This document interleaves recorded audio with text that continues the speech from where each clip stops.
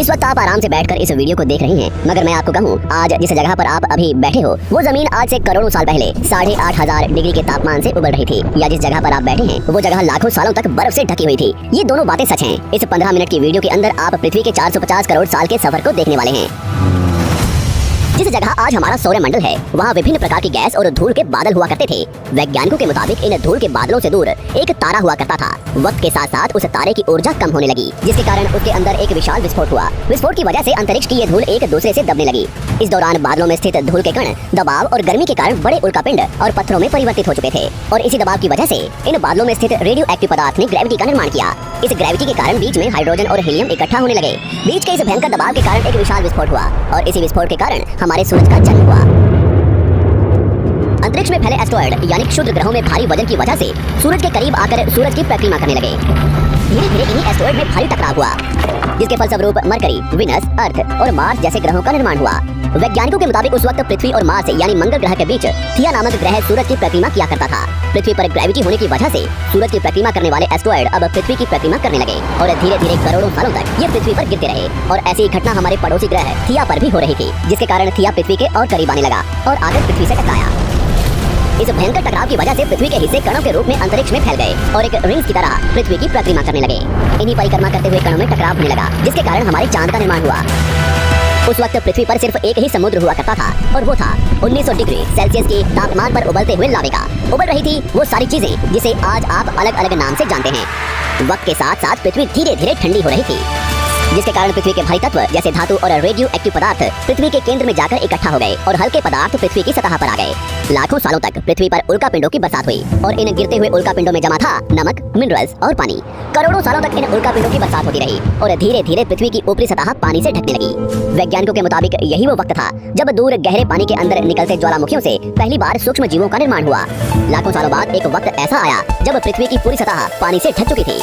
हमारी पृथ्वी के सबसे अंदर का कोर रेडियो एक्टिव पदार्थ से बने होने की वजह से हरदम गर्म होता रहता है, लेकिन जब भी पृथ्वी की ऊपरी जमीन ठंडी हो जाती है तब पृथ्वी के अंदर की गर्मी बाहर नहीं निकल पाती, जिसके कारण ज्वालामुखियों का निर्माण होता है। और उस वक्त कुछ ऐसा ही हुआ। पानी से ढकी हुई पृथ्वी पर हजारों की तादाद में ज्वालामुखी निकलने लगे, और आने वाले लाखों सालों तक इन ज्वालामुखियों का निकलना जारी रहा, जिससे पानी के ऊपर जमीन का निर्माण हो रहा था। इस वक्त भी पृथ्वी पर वातावरण न होने की वजह से अंतरिक्ष से उल्कापिंडों की बरसात हो रही थी। आज से लगभग 300 करोड़ साल पहले पृथ्वी पर ऐसा वक्त आया जब पृथ्वी का वातावरण लगभग स्थिर होने लगा था। ज्वालामुखी निकलने धीरे हो गए थे, और पृथ्वी का एक दिन 12 घंटे का हुआ करता था। साल बीतते गए, और धीरे धीरे ये सूक्ष्म जीव विकसित होते गए और समूह में रहने लगे। आज से लगभग 250 करोड़ साल पहले पहली बार पृथ्वी पर ऐसे जीवों का निर्माण हुआ जो जीने के लिए ये पानी के अंदर के मिनरल्स यानी खनिज पदार्थ और धूप का इस्तेमाल करते थे, और मल त्याग के रूप में ऑक्सीजन बाहर निकालते थे। इस वक्त तक पृथ्वी पर ज्यादातर ज्वालामुखी निकलने बंद हो चुके थे, और इन माइक्रोबैक्टीरिया की वजह से वातावरण में ऑक्सीजन की मात्रा बढ़ रही थी। वातावरण में ऑक्सीजन बढ़ने की वजह से पृथ्वी का वायुमंडल बनना शुरू हुआ, और आने वाले हजारों सालों तक वातावरण में ऑक्सीजन की मात्रा बढ़ती रही, जिसकी वजह से पृथ्वी के ज्यादातर हिस्सों में ये सूक्ष्म जीव फैल गए। हजारों सालों बाद एक वक्त ऐसा आया जब पृथ्वी में ज्यादा ऑक्सीजन बढ़ने के कारण ये सूक्ष्म जीव मरने शुरू हो गए। उस वक्त तक पृथ्वी का वातावरण ठंडा होने के साथ साथ ऑक्सीजन से भी भर चुका था, जिसके कारण जमीन और वातावरण में स्थित आयरन यानी लोहे के मिनरल्स पानी में स्थित ऑक्सीजन से रिएक्ट होने लगे। और एक वक्त ऐसा आया जब पृथ्वी की जमीन आज के मार्स के जैसे लाल हो चुकी थी।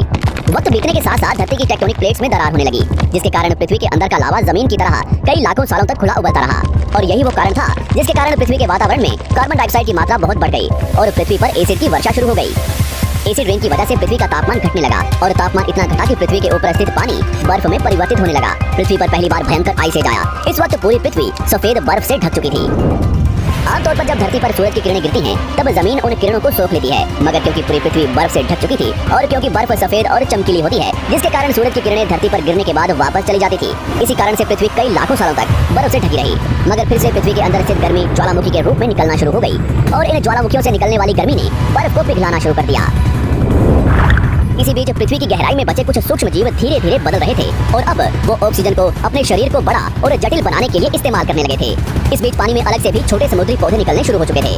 बाहर जैसे जैसे ज्वालामुखी निकल रहे थे वैसे वैसे वातावरण कार्बन डाइऑक्साइड की वजह से गर्म हो रहा था। वक्त के साथ साथ बर्फ तो पिघलने लगी, मगर धरती पर फिर से एसिड की वर्षा शुरू हो गई, जिसके कारण फिर पृथ्वी ठंडी होने लगी, और फिर पृथ्वी की ज्यादातर सतह बर्फ से ढक गई। ऐसा बार बार कई हजारों सालों तक होता रहा, और इसी कारण से अब समुद्री जीव धीरे धीरे वातावरण के हिसाब से विकसित हो रहे थे। इस बीच कई सारे जीव और समुद्री जंगल विलुप्त हो गए, मगर जो बच गए वो धीरे धीरे पृथ्वी के बदलते तापमान के हिसाब से ढलते गए और अब हजारों सालों बाद समुद्री पेड़ बर्फ की वजह से पूरी तरह से मरते या सूखते नहीं थे। अब सूक्ष्म जीव समुद्री जीव बन चुके थे। जब फिर से ज्वालामुखियों ने पृथ्वी की बर्फ को पिघलाना शुरू किया, तब ये समुद्री पेड़ जल्दी विकसित होकर फैल गए। धीरे धीरे वातावरण में ऑक्सीजन की मात्रा बढ़ने लगी और पृथ्वी पर होने वाली एसिड की वर्षा कम होने लगी। वातावरण में ऑक्सीजन आने की वजह से पृथ्वी की ओजोन लेयर्स मोटी होने लगी और आज से लगभग 47 करोड़ साल पहले पृथ्वी की ऊपरी सतह पर पहली बार मोसोस नामक प्लांट उगना शुरू हुआ। वक्त के साथ साथ जमीन पर अलग अलग प्रकार के पौधे और पेड़ उगना शुरू हुए। एक वक्त ऐसा आया जब जमीन के पेड़ों की लंबाई लगभग 80 से 100 फीट जितनी या आज के 5 से 6 मंजिला बिल्डिंग जितनी ऊंची हो चुकी थी। ये वो वक्त था जब समुद्री जानवर समुद्र से बाहर निकल रहे थे और जमीनी जानवरों में परिवर्तित हो रहे थे। धरती की ज्यादातर जमीन एक जगह इकट्ठी हो चुकी थी, जिसे आज हम पैंजिया महाद्वीप के नाम से जानते हैं। पृथ्वी का वातावरण और तापमान लगभग स्थिर हो चुका था और अब करीब 21 से 23 घंटे का दिन हुआ करता था। अब समुद्री जीव पानी से बाहर रहने लगे थे और वातावरण के हिसाब से उनके शरीर का रंग रूप बदल रहा था। धीरे धीरे ये जमीनी जानवर डायनासोर्स में परिवर्तित हो गए। जिन डायनासोर्स ने पेड़ पौधे खाने शुरू कर दिए, उनका शरीर लंबा और विशाल रूप से विकसित होने लगा। कुछ डायनासोर्स शिकार किया करते थे, जिसके कारण वे छोटे और तेज होते चले गए। पृथ्वी की ऊपरी जमीन एक जगह इकट्ठी होने के कारण ज्यादातर जमीन रेगिस्तान और बंजर हो चुकी थी। ज्यादातर जंगल समुद्र के करीब हुआ करते थे, जिसमें डायनासोर्स रहा करते थे। आज से लगभग 20 करोड़ साल पहले पैंजिया महाद्वीप टूटना शुरू हो गया। पैंजिया के विभाजित होने की वजह से पृथ्वी की ज्यादातर ऊपरी जमीन पानी के संपर्क में आने लगी, जिसके फलस्वरूप पृथ्वी पर हरियाली बढ़ती गई, जिस वजह से डायनासोर्स और ज्यादा विभिन्न और विशाल होते चले गए। डायनासोर्स ने आने वाले लगभग 20 से 30 करोड़ सालों तक पृथ्वी पर राज किया। उस वक्त डायनासोर्स समुद्र से लेकर जमीन और आसमान तक पूरी पृथ्वी पर राज किया करते थे। इस दौरान अफ्रीका से टूटा भारत सीधे आकर आज के तिब्बत से टकराया और इस टकराव की वजह से हिमालय का निर्माण हुआ।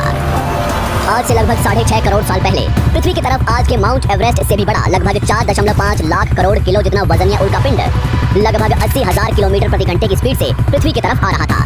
पृथ्वी की सतह को छूते ही उसमें भयंकर आग लगी और वो जलते हुए सीधा पृथ्वी से टकराया। इस टकराव से निकलने वाली ऊर्जा आज के 10 करोड़ परमाणु बम एक साथ फटने के बराबर थी। जहाँ ये उल्कापिंड गिरा, वहाँ के जानवर और पेड़ तुरंत भाप बनकर जल गए।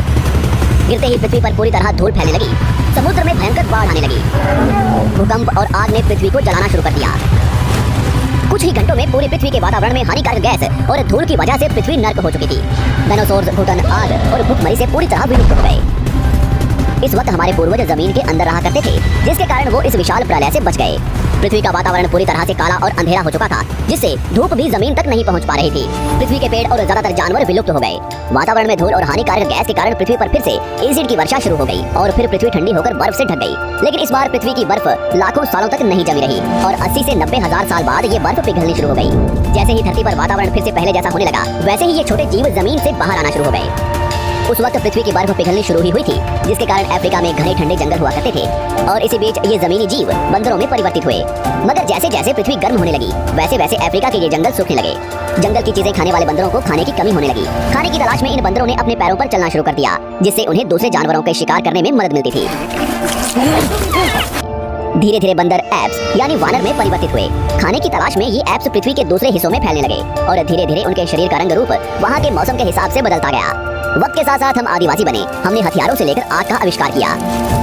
हम धीरे धीरे इंसान के रूप में विकसित हुए। हमने धर्म से लेकर परिवार, भाषा और संस्कृति का निर्माण किया और वक्त के साथ साथ हम विकसित होते चले गए और आज हम इस पृथ्वी की सबसे विकसित प्रजाति बन चुके हैं। पृथ्वी को आज के जैसे बनने में लगभग 450 करोड़ साल का वक्त लगा है और हमें एक छोटे जमीन में रहने वाले जानवर से इंसान बनने में कई लाखों सालों का। मगर हमने इन 100 सालों में जितना पृथ्वी को गंदा और तबाह किया है, उतना आज तक किसी भी प्रजाति ने नहीं किया होगा। हम फिर से धरती को गर्म कर रहे हैं और कार्बन डाइऑक्साइड की मात्रा बढ़ा रहे हैं। वैज्ञानिकों का मानना है कि पृथ्वी पर फिर से विशाल परिवर्तन होने वाला है। भविष्य में पृथ्वी कैसी होगी, जानेंगे हमारी अगली वीडियो में।